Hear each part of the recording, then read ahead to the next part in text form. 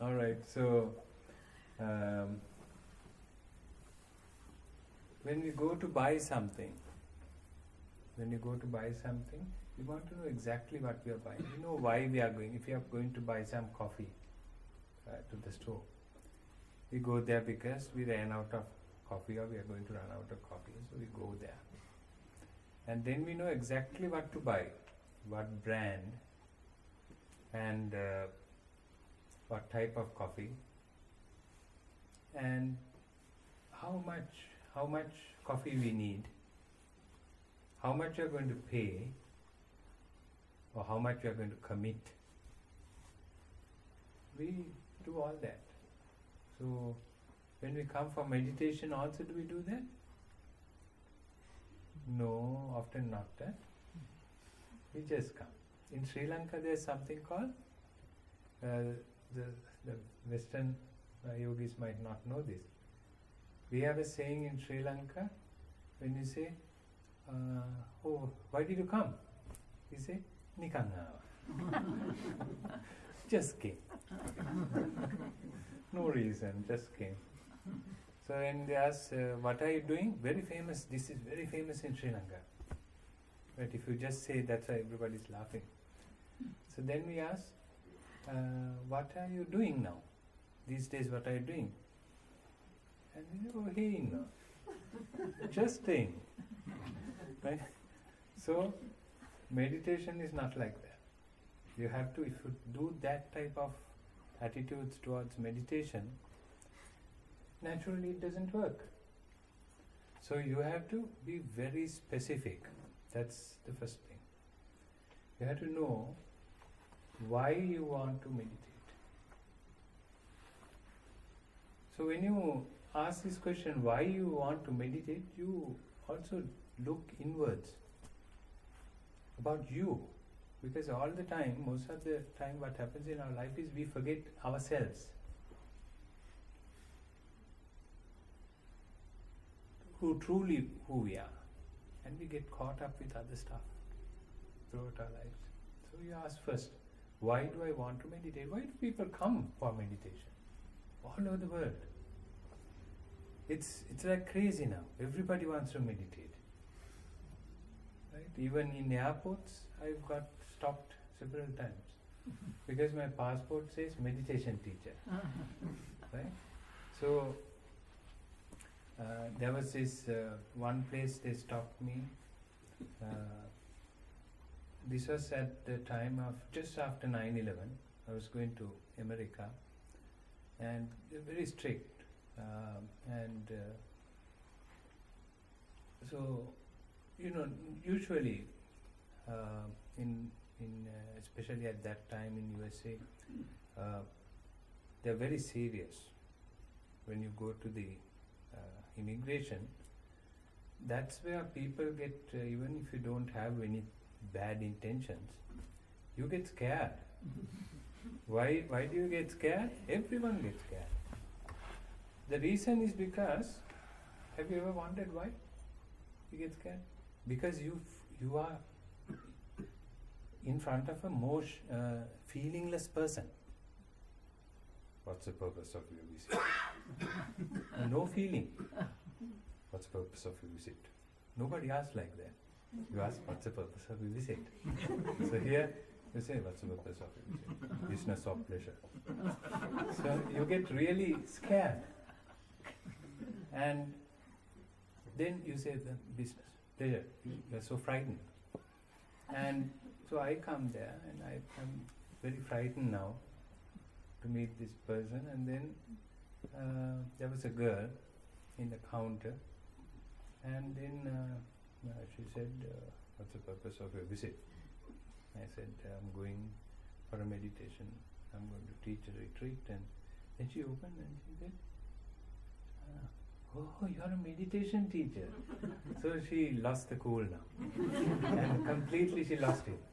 And she said, you're a meditation teacher, where do you teach? And I said, in IMS, Insight Meditation Society. Oh, do you know, and mentioned the name of a teacher, Larry Rosenberg. Do you know Larry? And he'll be like, really don't know Larry, but I know Joseph. And, oh, you know Joseph.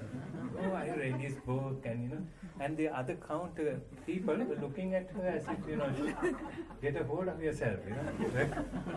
And people, meditation, the word meditation has some sort of attraction. Have you ever wondered what that attraction might be? Why would a girl like that, proper training, those people have very good training, to lose that? Because it's very, very powerful meditation. Because all of you know the answer for all our problems is there. That is the medicine. We know that. We don't know how it works. We don't know whether it will work with this particular type of teacher or tradition or whatever, but we know that the answer to all our worries, problems, everything is in the mind. We know this. We don't need a spiritual teacher to tell this. We don't need a Buddha to tell this. We know it. We have that sense. So that is why we come. That's why all the people all over the world get attracted to this. Why do we get attracted to that? Because we all suffer. What is the one single common thing that unites us? Suffering. Pain, worry, grief, lamentation. So I call, in our yogis in Sri Lanka, I say, we are the suffering club. Right? Yeah, in a club, what happens is, if it's a golf club, everybody is a golfer. In this, we all suffer. We didn't bargain for this. We didn't do anything wrong. But we just have it. So, sometimes we feel it's not fair. The things that happen to us. Things that happen to our parents, loved ones. We just can't stop it. Now, me being a teacher, everyone comes and tells me every day how much suffering in their life is. If you come and meet me for 5 minutes, what you are going to say is, you're suffering. I hear it every day, so I hear the truth every day. I talk the truth every day. But your friends, what do your friends tell you? They tell the opposite. When you meet your friends, they ask, how are you doing? Oh, I'm fine. No, everybody says that. I'm fine. Oh, I'm having a good break. I went for this Easter holidays and vacation and everything is fine. Now, I believe that is not the truth. So, what we hear is always is that. But in reality, what's the reality? Reality is, there's nobody here in this hall who can put their hand up and say, from here onwards I will not suffer. I will not have pain. I will not have grief. I will not have lamentation. None of us can say that. So, isn't that the truth? That's the truth. That's the reality. So none of us can say that. I remember when I was 20 years old, I was teaching a retreat in Sri Lanka in a beach resort, and I was very young. I was 20, and I didn't know how to relate to people that much. And so at that time, there came this big busload of German girls, maybe a football team or something, and they were also 20 years old, 20, 22, 19. And just imagine I was not a monk, I was a layman, a young boy, 20s, and there's a huge hall filled with girls, same age. I was very frightened. I didn't know what to say. And they were all looking very beautiful and looking at me. And so what I did was I thought I must relate somehow with these people. They have just landed to Sri Lanka. They have no clue about Dhamma or Buddhism or meditation or anything. They are not interested. So they are moving around, maybe the hotel said, go for this, go and listen to this teacher. So they were not interested. So how to get their attention? How to get their to find common grounds? So what I thought was, I was searching for a common ground. I don't play football. They play football. I am a guy. They are females. I am from Sri Lanka. They are from Germany. But there's one thing. I suffer, they suffer. I am in pain, they are in pain. So finally I got the answer. And then I said, do you think we suffer? Do you think there's suffering in our life? Do you think there's pain in our life? There's worry, grief, lamentation. Do you think this is true? This is reality. So immediate attention. Everybody united. They said, yeah. And then I asked about the cause for that. And I just kept on. I don't want to go on that topic today. But that's what, the suffering is what unites us. We are the suffering club. Okay? So none of us can put your hand up and say, from today onwards, when I go home, I will not get angry with my spouse. I will not get angry with my child, with my parents. We can't say that. We don't know what's going to happen. We don't know what's going to happen when we go to the next doctor's appointment. I might get terminal illness. I might already have it. I don't know.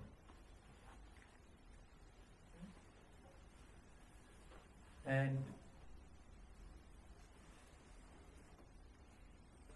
we don't know.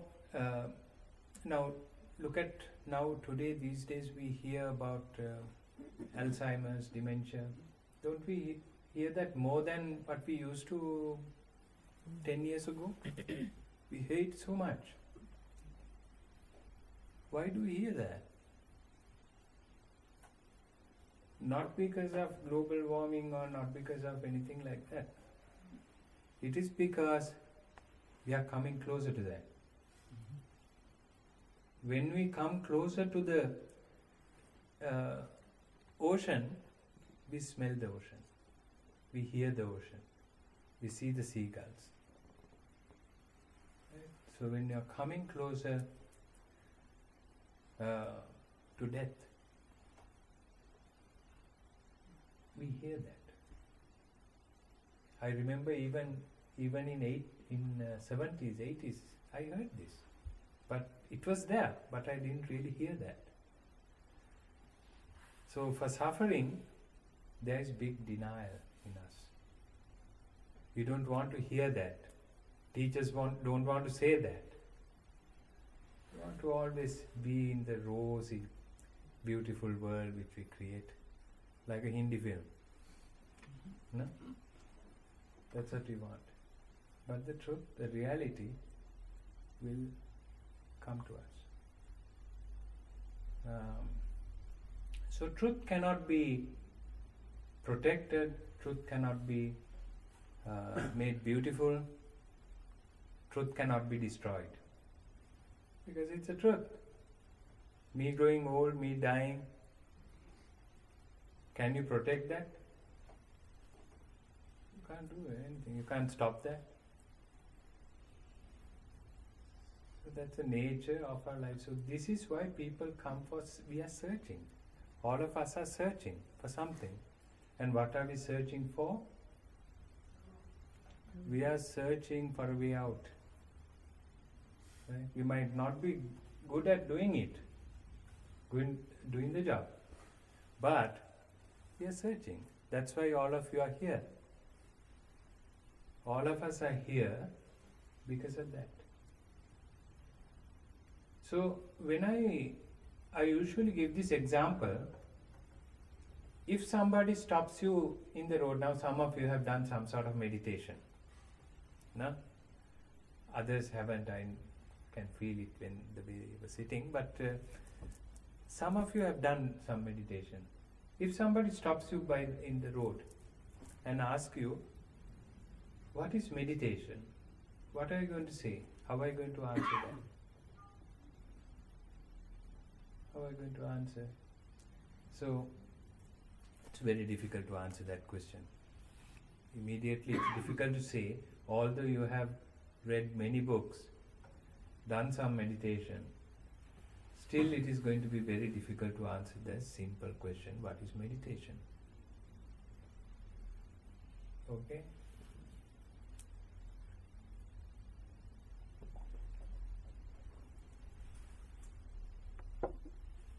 So, when something is very difficult to understand, it's very good to think very simply. Now, if I give a very sophisticated talk, which none of you understand, mixing with Abhidhamma and mixing with this thing, it doesn't serve the purpose. Try to understand things very simply.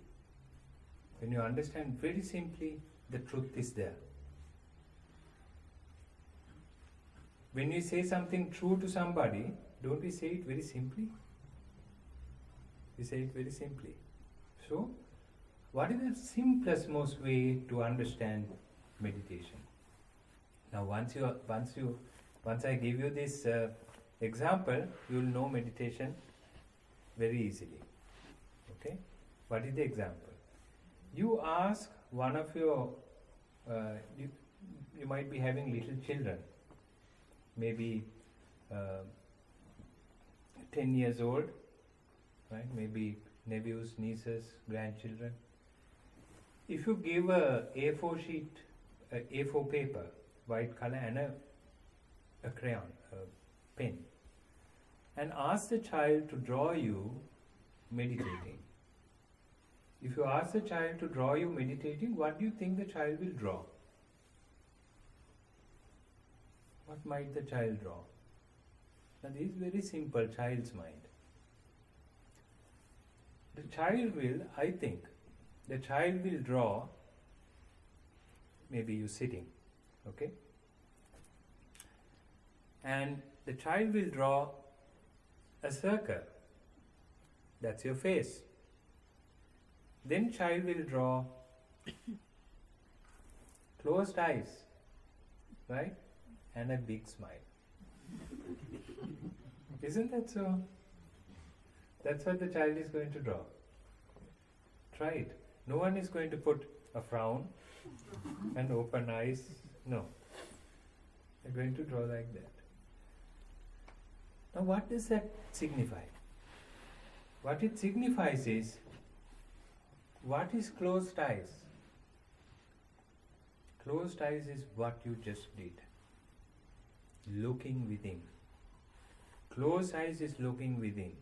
You cannot look out the way that we look out at everything else. In the same way, you cannot understand meditation. You can't find way out of suffering. Otherwise, you would have already got it by now. Because you are very capable people. Whatever you want, you get.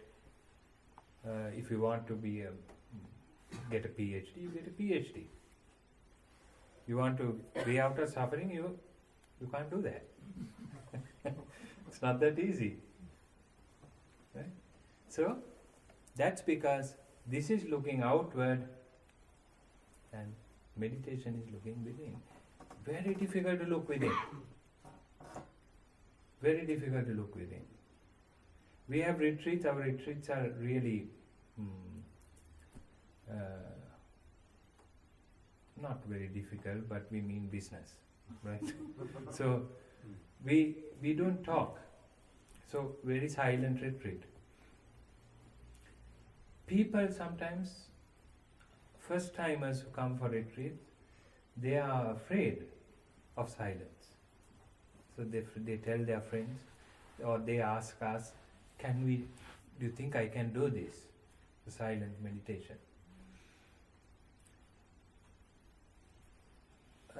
But later on, when they come to the retreat, now we also have retreatians who came for the last retreat here, and you all know that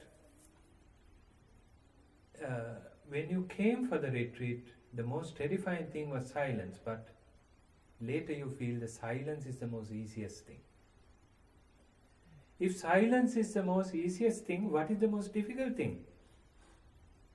Looking within. Looking at you, who you are, what we have created, this fake me, right? Accepting that, accepting self-denial, self-deception, accepting who we have become, accepting the dark side of us, not dark side of the force, dark side of us, and accepting all this negativity we have. So when we see these type of thing, it is very difficult to be open to that. Right? Then we think, why do I want to hear this? Why do I want to do this? Why do I want to be there? That's the difficult part. Difficult part is not sitting on the ground and suffering with your knee pain. That's not difficult. That will go away once you sit. Right? Difficulty is seeing this arrogant person, seeing this selfish person, this cunningness, selfishness, like always wanting to get here, there, everywhere, wanting, control freak, want to control everything, put my finger to everything. When it's difficult to accept that. So, you cannot have these type of things in one hand and get enlightened on the other. You can't. If you have to let go, you have to let go completely. How can you let go if you don't know what you are letting go of? You have to open to that first. So, coming to see who we are cannot be done with the external seeing the way we see that. It cannot be done with theory. Theory, we think there is some book over there. Somewhere there is some enlightening thing and I read it and I get enlightened. No, we just get some more information into our head. That's what happens. It doesn't happen. Theory doesn't bring you enlightenment, awakeness. Doesn't happen. I will explain why with another very simple example. Whatever we learn in theory, 10 years down the line, you forget. You can hear the most enlightened Buddha himself can come and say something. Devadatta never got it. He couldn't understand it. So it is because he didn't practice. So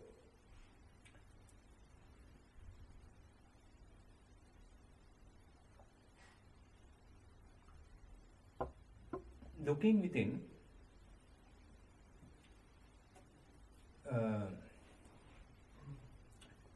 is indicated by the eyes.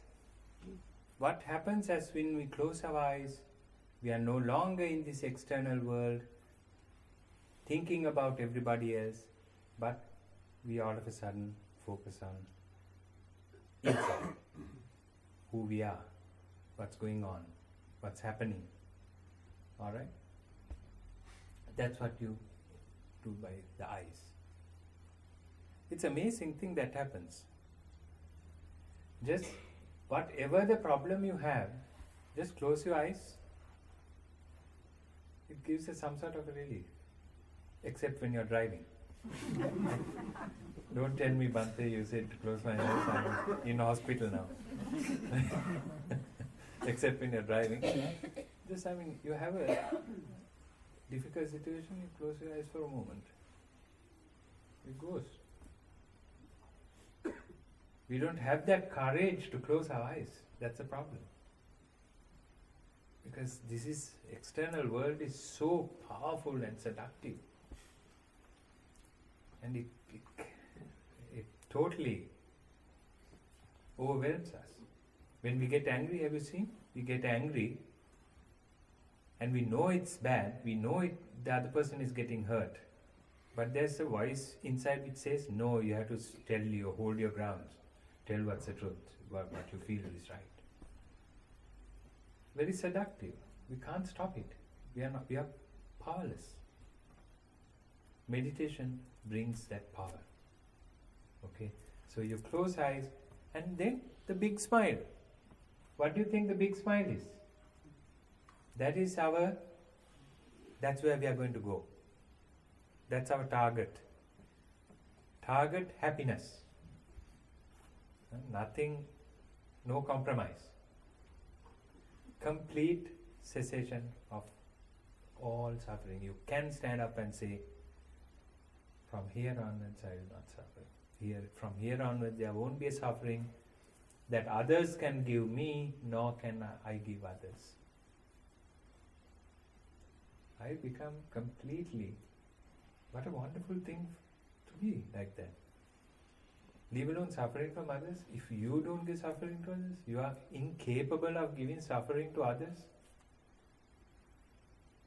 Isn't that a wonderful thing to achieve that? Right. So, whenever from here onwards, just remember meditation is close eyes, big smile. That's it. Simply, very simple. Close eyes indicates look within, and target is to attain no suffering, the smile. Child knows that. You know that. Every one of us know that. We know where to come. We know meditation is the answer. But there's something wrong. We don't know how to do this. We don't know how, these are the mistakes we have. We don't know how to practice. And we don't stay on and do it. We don't do it over and over again. How many of you practice daily 1 hour? Right? 1, 2, 3, 4, 5, 6, 7. Okay. There you go. So, now we have Irudh Yogis. We have about, in Sri Lanka, about 20 and all over the world. And all of them practice every day meditation. Some of them are really busy people.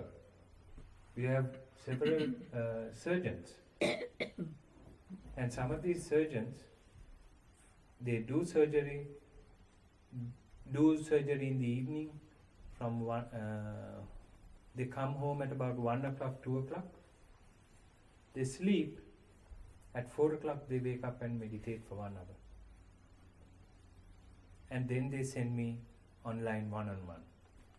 So we have a thing where you go to the computer and then you type whatever, a meditation log.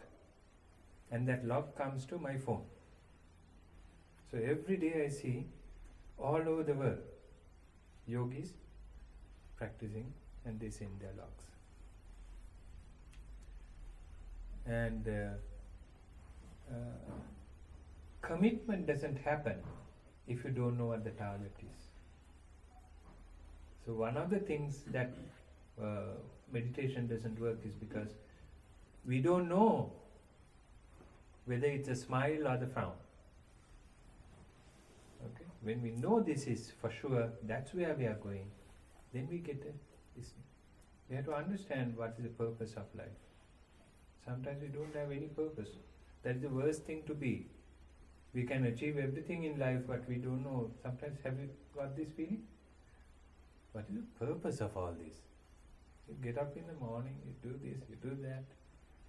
And you come and you think, what is the purpose of all this? Then we forget about it and we get carried away again, and then what's the purpose of your life? Have you ever wondered that? Or just went on as we are supposed to go? What's the purpose? So, finding a purpose, your purpose is attaining that smile, and once you get that smile, what happens is everybody around you benefits from that smile. That is the purpose. Purpose is others benefiting from your smile. That is the purpose. Not the purpose is my little smile. My little meditation. My practice. I am a better practitioner than you. My tradition is this. Our teacher is that. Not that. Purpose is you smile and everybody benefits, and that is the purpose of your life. If you make that your purpose of your life, you will be happy. Remember, meditation, with a good practice of meditation, 70% of your life suffering, current suffering will go away. 70%. I can guarantee that. Okay? The rest, Buddha guarantees. Buddha guarantees from Sotapanna, Sakuddhagama, Anagami, Arahat. Buddha guarantees that. In Satipatthana Sutta, Buddha says, if you practice this meditation like this for 7 years, do you have 7 years in your life to practice? Right? Maybe not. Right?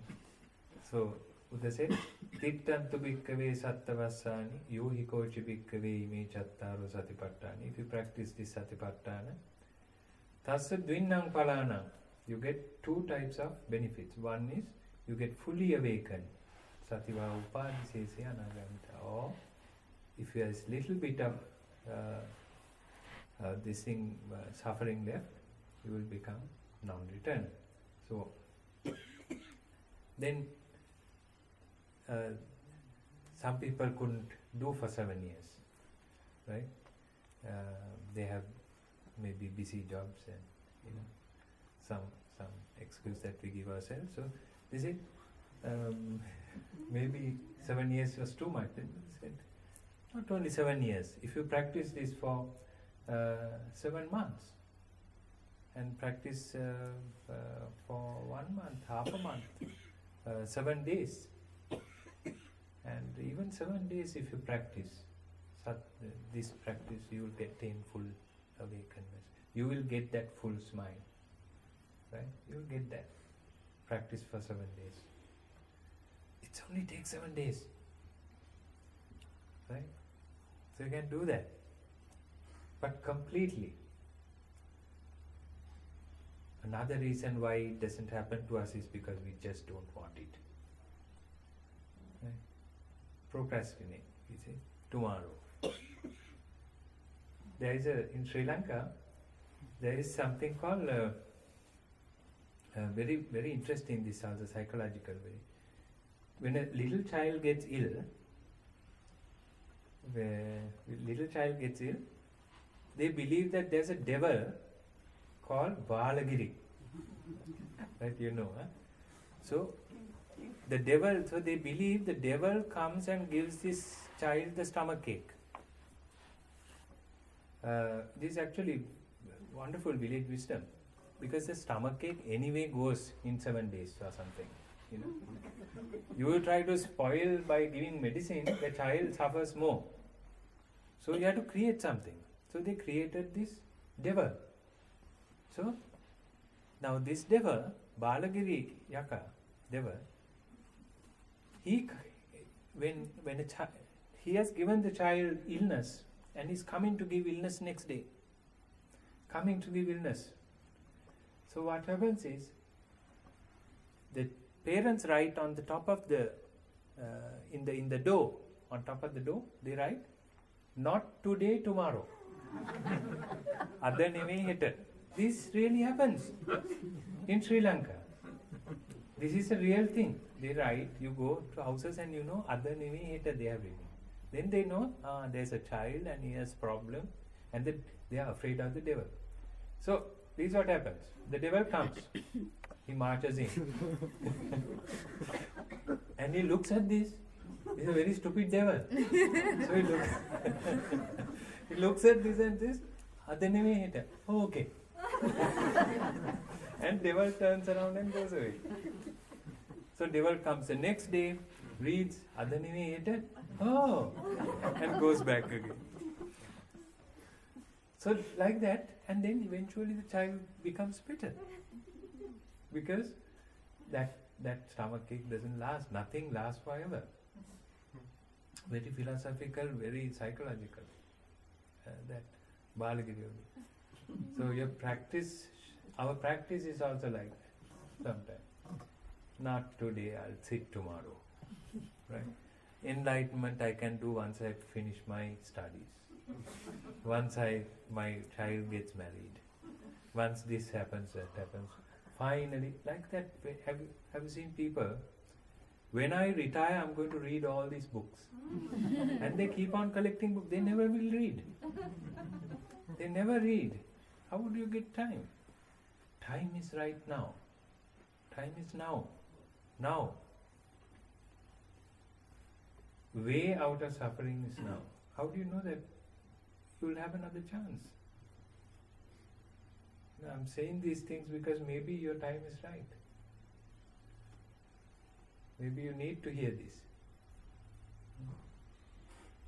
In reality, what happens is you hear what you want to hear. It's not that I am telling you something. I'm just telling you what you want to hear. Alright? So, we have to think in a very serious way. That's very important in life. Your life is very, very important. Very important life. And when time goes by, what happens is we just throw the life away because so much suffering. Everything, broken promises, people hurt you, and all these things happen, and then we think, I give up. Right? But when we started life, we really liked ourselves. We want to do something, we had dreams, and then you just give up.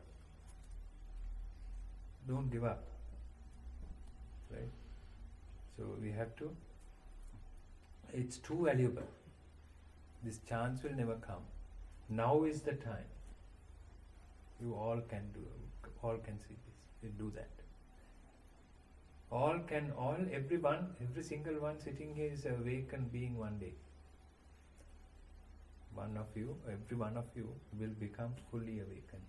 Every one of you will get that big smile. Okay? So, without throwing that away, having self, this thing, that's what happens. When you look within, you not only see your weaknesses, you see your strengths as well. So you can do that and you can listen. There's a beautiful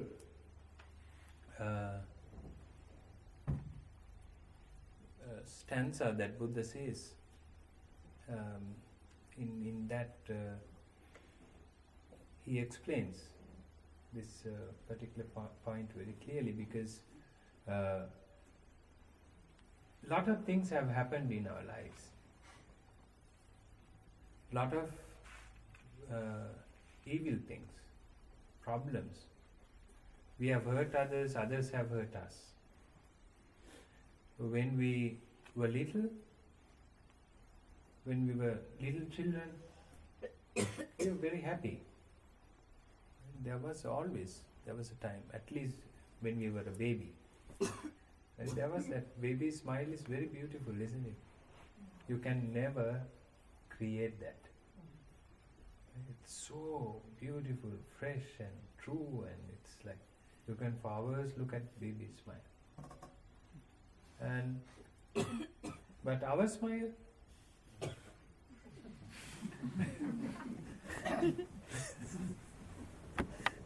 we can't. We had that smile, didn't we? We all had that smile, but now we can't do that because it's all complicated. We don't know when we are smiling whether we are smiling or we are thinking or whether we are smiling good enough or whatever. It's all crazy now. We can't be real. We are all fake. So that's the life that we have become. We have become very fake. Have you listened to people lately? Sometimes you have you met your friends when then the friends come and tell you when something good happens to you, they say, "I'm happy for you." Have you heard how they say that? "Oh, I'm happy for you." Have you heard that tone? "I'm happy for you," but they're not really happy. Right? They're not. How can you be happy when you are going through so much unhappiness? And but we try to be very, very fake. We are all the time fake. We don't feel things. We don't feel things anymore. There was a friend of mine who was known as a happy guy in school when I went to school. And this happy guy, in school there's always this guy or girl who's really jolly and happy and joking, right? All the time joking, all the time happy. And so he was nicknamed as a happy guy. So I met the happy guy when I was 30 years old. So after school I didn't meet him. And I met him and said, "Oh, happy guy." I stopped the car, I got him in and said, "Let's go to our house." And because everybody wanted a piece of him because he's very happy all the time. So took him home and had lunch, and after lunch we were just relaxing outside in the garden, and I said, he said to me, I was number one at that time. So he said, "Number one, you're a meditation teacher. I have a question." I said, "Yes, what is the question?" They said, "I am known to be the happy guy in school and all." Then I said, "Yes. I have a problem now. I can't smile. I can't smile anymore." Then I said, "You were smiling all this time, But he said, no, I'm serious." And he looks very serious. So I turned my chair. So I faced him and I said, "Okay, smile." So he smiled. And he said, "Beautiful smile," I said. He said, No. Although you can see me smiling, there's something in here that doesn't smile. As if there's no connection between, this is like as if I'm pulling the smile.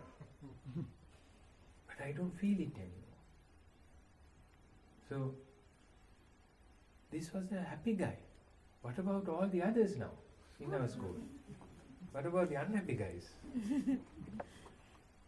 This is life.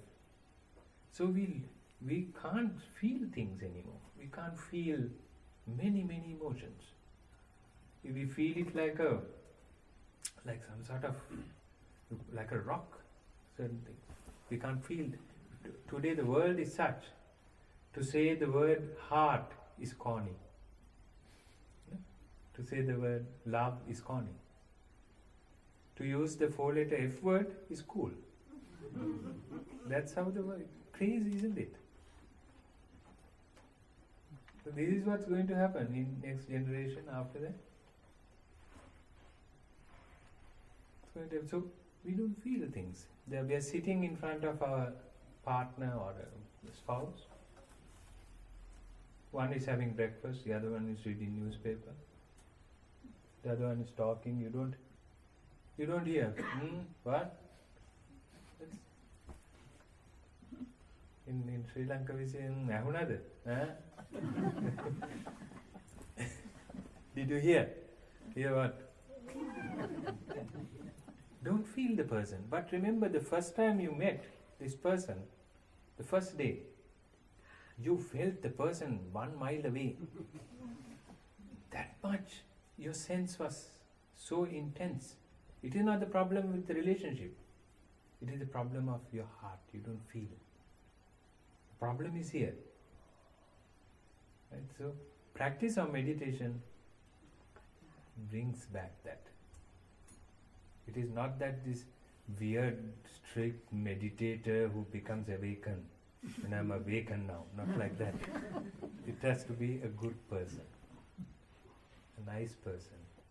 Person who is you. Right? All of us, now I went through so much in life. But one thing, I never let anybody convince me wrong. I always believe I'm a good person. I never let anybody make me believe. Other things happen to me, but I never let anybody make me believe that I'm bad.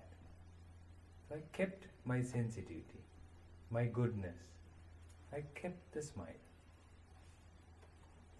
So you all can get there. It's very important. Very important this, right? With practice of meditation, I've seen day by day how people benefit. Right?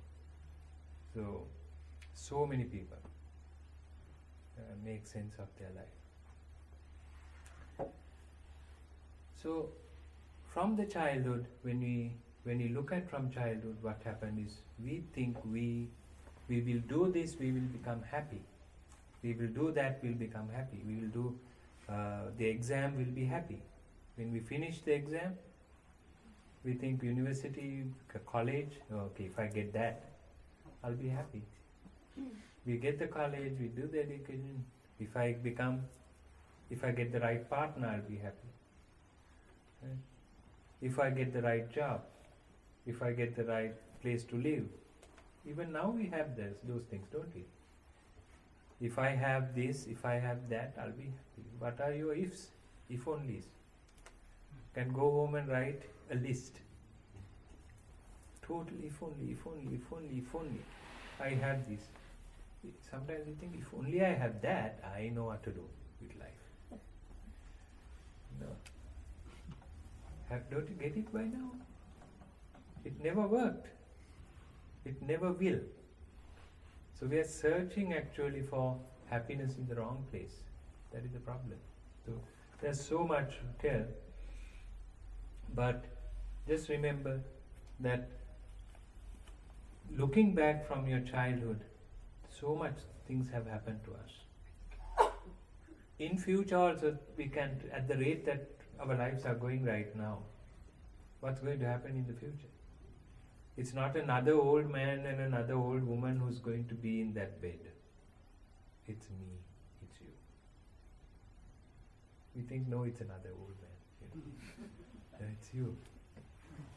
And it's you who is going to be dependent on others. That's the worst thing to be. The happiest thing we get to do in life is, what is the most happiest thing?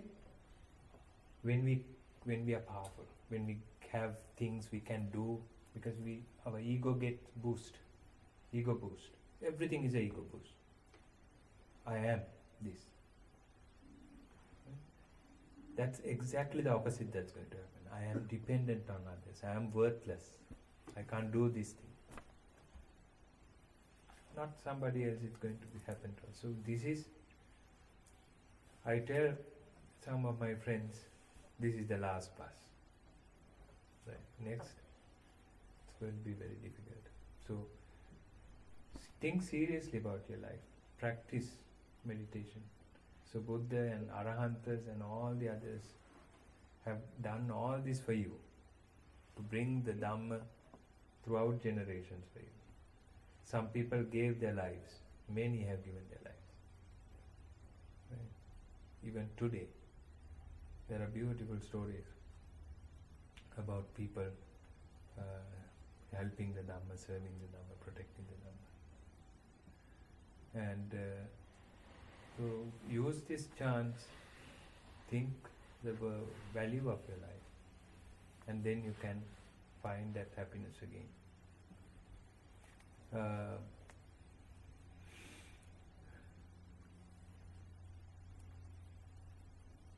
There was so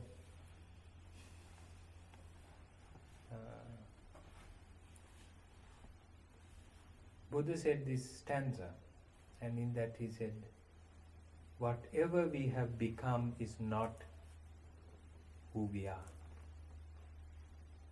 Whatever we have become, this person that we see in the mirror, right, the person that we don't like to see in the mirror, is not who you are. Natti papang katang kammang kusalena pitiyati. Beautiful stanza. So imang lokam pabhaseti abbhahamutto chandimam.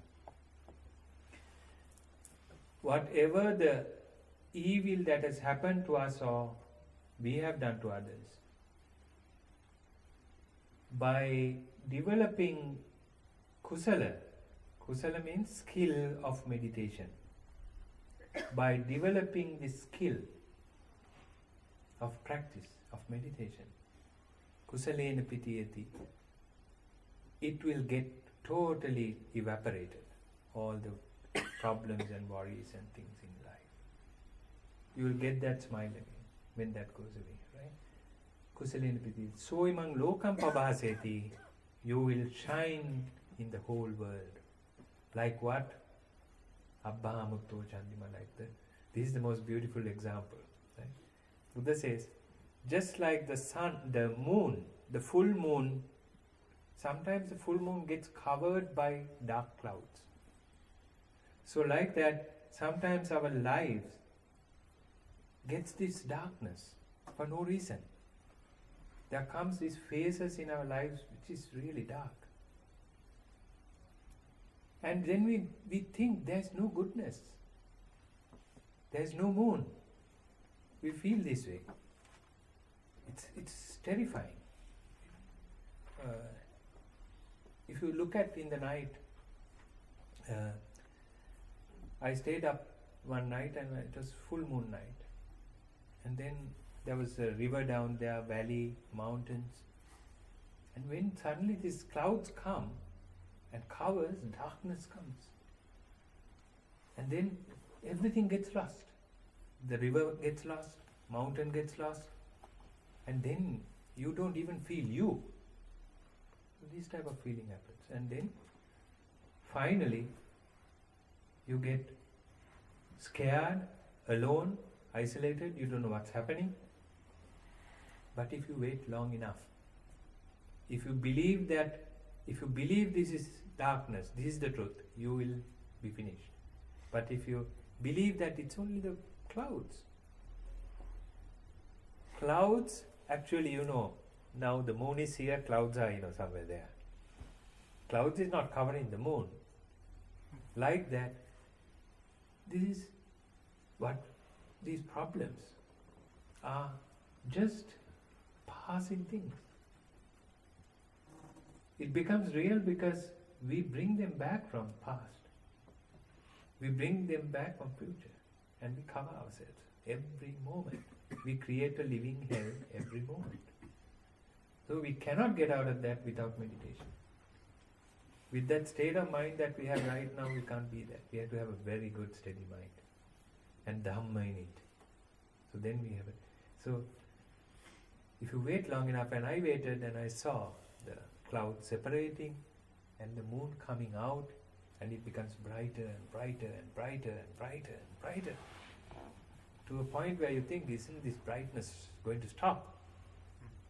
And then the rivers come out, it's so beautiful. In a moonlit night is one of the most beautiful things. Everything looks beautiful in moonlit night. And so you will come back to your light, who you are. Right? And then you can shine to the world. How do you shine? By letting others benefit your smile. Okay. Abbhamato Chandima. Just like the full moon. So think like that. Don't think negatively. Think that you can benefit everyone around you. You think you're good. Think you can serve this, and this is the purpose of your life. And meditation brings you there. Alright? So with that, I think we'll end the talk. And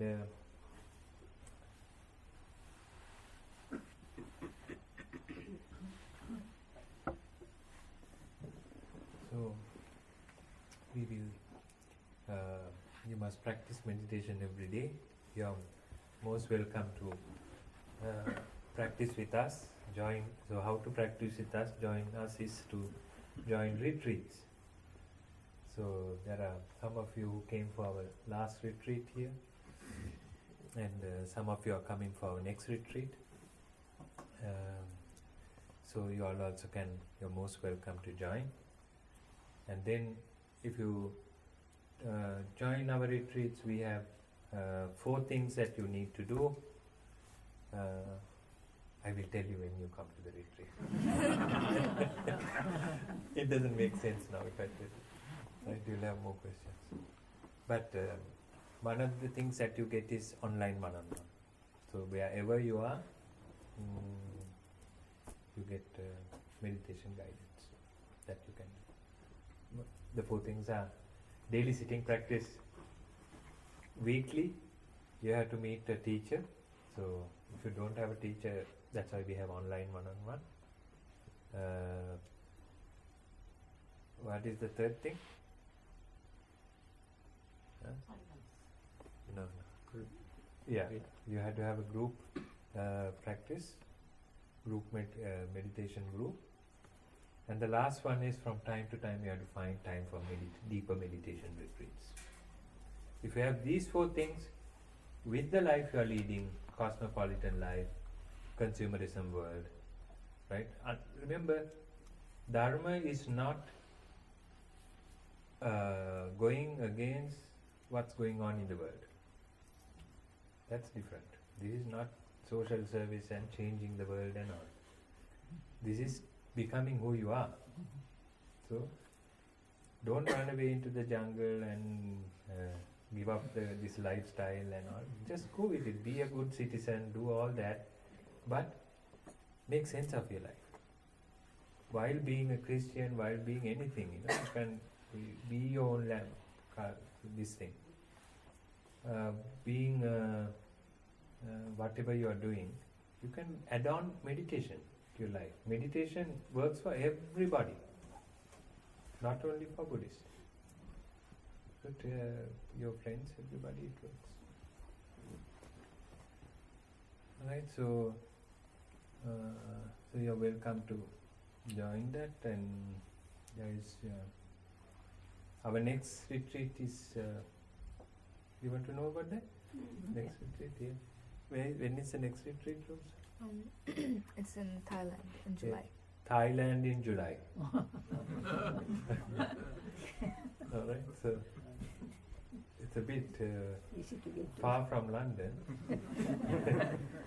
So, but Thailand retreat is where all our yogis who have been practicing seriously for, they come for 21 days. Okay, 3 weeks retreat. So can you sit for 3 weeks? Okay, silence, but you'll get somewhere. That will happen if you want that. So if you want that, you can talk to Rose. She's from Nirodha, our Nirodha Trust. Anything in Sri Lanka, Bhante? Sri Lanka, there's a retreat on the 5th. This 5th of May. And Sri Lanka and Thailand are very close. It's like 3 hours away. But Thailand is a bit, I think it might get filled soon, and so you have to hurry up in Thailand. Sri Lankan retreats are coming December. I don't know whether they have one, but 5th there's one. If you're in a mighty hurry, you can just come on the 5th. Otherwise, Is there a website where these are there so that we can look? yeah. I have an information sheet which I can hand out to everybody at the end. How many sheets do you have? Should be now. This Rose was Dhammarwan's daughter. Dhammarwan was when I'm Maileni. Yeah. So, and he's Dhammarwan's son. Rahul. So he's now in, both of them are in UK. And Johnny is one of our senior yogis, been practicing for a long time. Done 3-week retreats. So every year he comes for 3 weeks. And this time I think you're coming for 3 weeks. Yeah. Jill is coming for 3 weeks. So, all right, anything else? That's it. 3 weeks retreat. So you can talk to Rose and get that. Nice to meet everybody. Hopefully I meet you again. Okay. Thank you.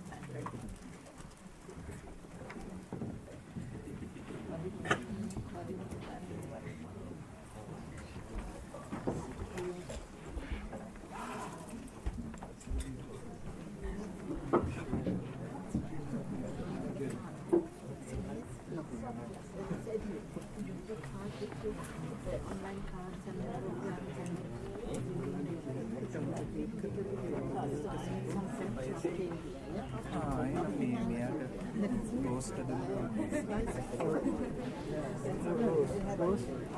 the